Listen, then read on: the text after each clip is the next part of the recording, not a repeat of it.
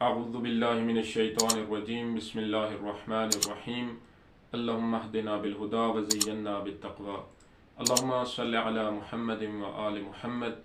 درس تفسیر قرآن کریم سورہ الفرقان آیت نمبر 2۔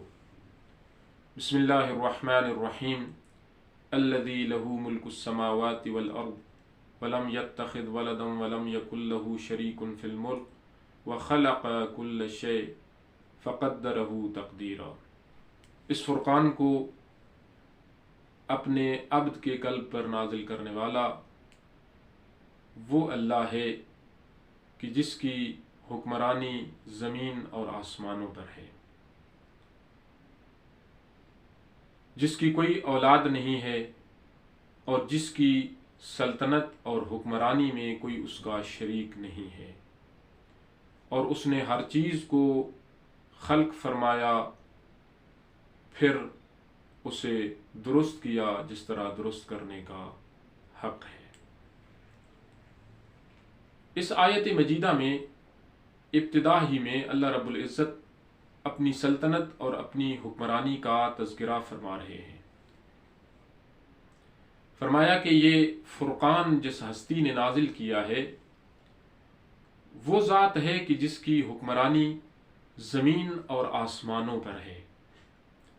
آج ہم دیکھتے ہیں کہ انسان تمام تر پیش رفت کے باوجود، تمام تر ترقی کرنے کے باوجود نہ تو زمین کے سربستہ رازوں سے پردہ اٹھا سکا ہے مکمل طور پر، اور نہ ہی آسمان کی وسعتوں کا مکمل طور پر اندازہ لگا سکا۔ اللہ کی کائنات کتنی وسیع ہے یہ اس کی ذات کے علاوہ اور کوئی نہیں جان سکتا، یا خود اس کی ذات یہ علم رکھتی ہے یا وہ ہستیاں علم رکھتی ہیں جن کو اس ذات نے اپنی کائنات کا علم عطا فرمایا ہے۔ تبھی تو ہم دیکھتے ہیں کہ امیر کائنات یہ فرماتے ہوئے نظر آتے ہیں، سلونی سلونی قبل ان تفقدونی، مجھ سے سوال کرو، مجھ سے پوچھ لو قبل اس کے کہ میں علی ابن ابی طالب تمہارے درمیان سے اٹھا لیا جاؤں۔ میں علی آسمانوں کے راستوں کو زمین کے راستوں سے بہتر جانتا ہوں۔ گویا امیر المؤمنین کو اس کائنات کا علم اللہ رب العزت نے عطا کیا ہے۔ اللہ رب العزت جانتا ہے کہ اس کائنات کی وسعتیں کیا ہیں، اور وہ جانتے ہیں کہ جن کو اللہ نے اس کائنات کا علم عطا کیا ہے۔ پھر اللہ رب العزت فرما رہا ہے وَلَمْ يَتَّخِذْ وَلَدًا، اور وہ ذات وہ ہے جس کے نہ بیٹے ہیں نہ بیٹیاں ہیں، جس کی کوئی اولاد نہیں ہے۔ اللہ کی اولاد کے متعلق مختلف نظریات سامنے آئے ہیں۔ مشرکین نے کہا کہ فرشتے اللہ کی بیٹیاں ہیں، یہود نے کہا کہ حضرت عزیر علیہ السلام اللہ کے بیٹے ہیں، عیسائیوں نے کہا کہ حضرت عیسیٰ علیہ السلام اللہ کے بیٹے ہیں، اور اللہ رب العزت نے قرآن کریم میں مختلف مقامات پر اس غلط اور باطل نظریے کی تردید فرمائی ہے، اور کہا کہ نہ وہ کسی کا بیٹا ہے اور نہ ہی کوئی اس کا بیٹا ہے۔ اولاد کی خواہش کس طرح پیدا ہوتی ہے؟ اولاد کی ضرورت کا احساس کس طرح ہوتا ہے؟ کیوں ہوتا ہے؟ ہم عام طور پر دیکھتے ہیں انسانوں میں جو اولاد کا احساس ہوتا ہے، اولاد کی خواہش ہوتی ہے، اس کی چند وجوہات ہیں۔ انسان دنیا میں اولاد کا طلبگار ہوتا ہے کہ دنیا میں انسان کو اپنا کوئی مونس و مددگار چاہیے ہوتا ہے۔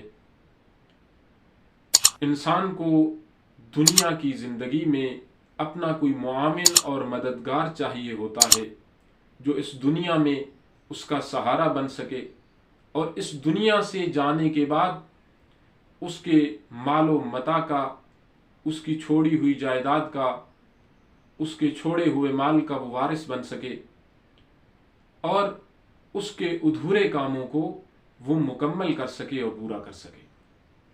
یہ چند ایک وجوہات ہیں جن کی بنیاد پر انسان اولاد کی تمنا رکھتا ہے، اولاد کی خواہش رکھتا ہے۔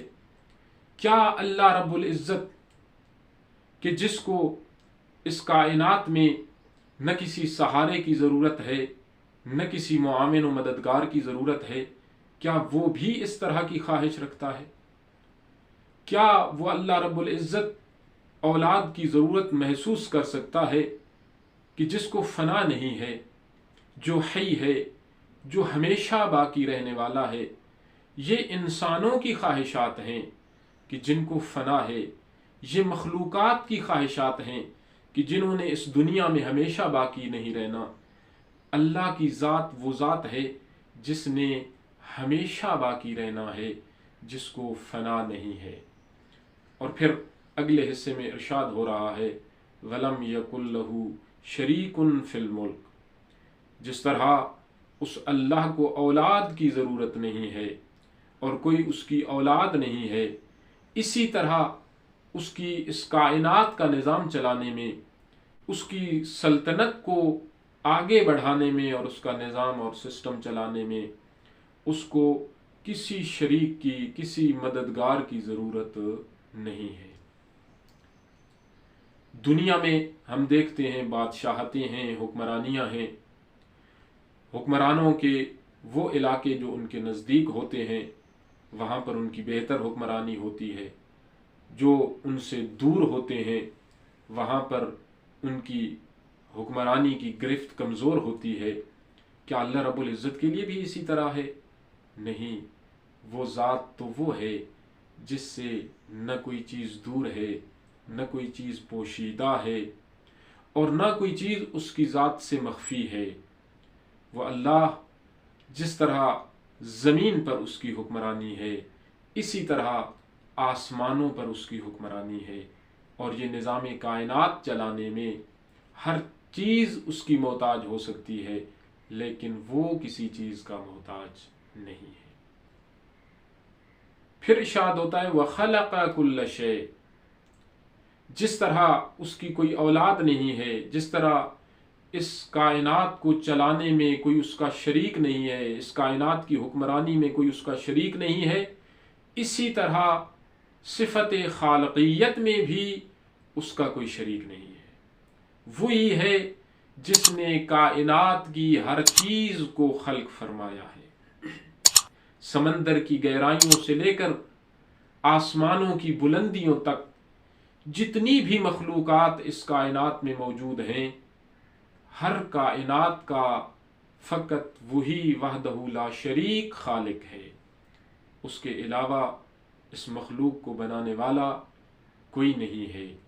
اس کائنات میں سورج و چاند کو وجود بخشنے والا فقط وہی ہے، اس کائنات میں ہوائیں چلانے والا وہی ہے، اس زمین پر بارشیں برسانے والا وہی ہے، ماؤں کے شکموں میں بچوں کی صورتیں بنانے والا وہی ہے۔ اس کے علاوہ کوئی ایسا نہیں ہے کہ جو اس کے امور میں اس کا شریک ہو سکے۔ فقدرہ تقدیرا، اور پھر اس نے جو اپنی کائنات کی خلقت فرمائی ہے، تخلیق فرمائی ہے، یہ اس کی تخلیق بے حساب نہیں ہے، یہ اس کی خلقت اور تخلیق حساب و کتاب کے مطابق ہے۔ اس نے ہر چیز کو اس کے حساب و کتاب کے مطابق خلق فرمایا ہے۔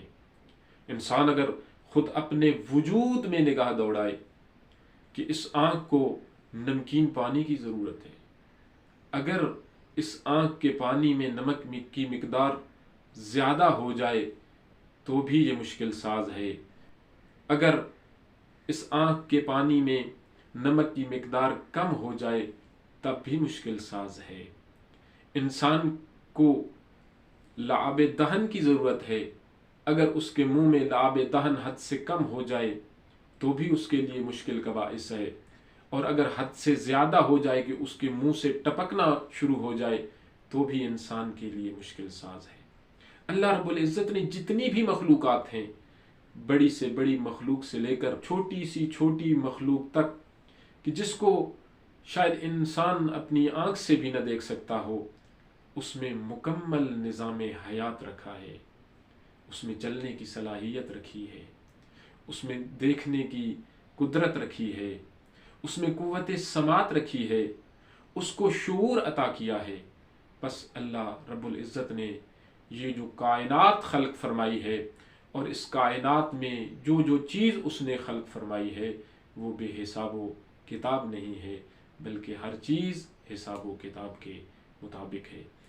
دعا ہے اللہ رب العزت ہمیں اپنے نور معرفت سے منور فرمائے۔ والسلام علیکم ورحمۃ اللہ وبرکاتہ۔